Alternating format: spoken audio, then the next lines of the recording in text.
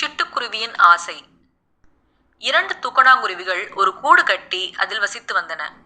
ஒரு நாள் இரை தேட அவை இரண்டும் வெளியே போயிருந்த சமயத்தில் ஒரு சிட்டுக்குருவி பறந்து வந்து தூக்கணாங்குருவியின் கூட்டுக்குள் நுழைந்து கொண்டது.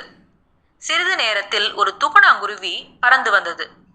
தன் கூட்டுக்குள் சிட்டுக்குருவி இருப்பதை பார்த்து, "குருவி அக்கா, எங்கள் வீட்டிற்கு எதற்கு வந்தாய்? வெளியே போ" என்றது. "நான் போக மாட்டேன், உன்னால் முடிந்ததை பார்த்துக்கொள். இனிமேல் இது என் வீடு" என்றது குருவி. தூக்கணாங்குருவி அங்கிருந்து வருத்தத்துடனும் யோசனையுடனும் பறந்து போனது. சிட்டுக்குருவி கூட்டில் ஹாயாக உட்கார்ந்து கொண்டிருந்தது.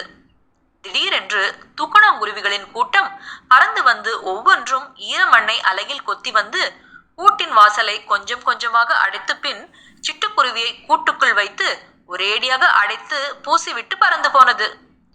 அடுத்தவர்களின் வீட்டிற்குள் நுழைந்தது தவறு என தாமதமாக உணர்ந்த சிட்டுக்குருவி அந்த கூட்டுக்குள்ளேயே மூச்சடைத்து இறந்து போனது. நீதி: அடுத்தவர் பொருளுக்கு ஆசைப்பட்டால் இதுதான் கதி.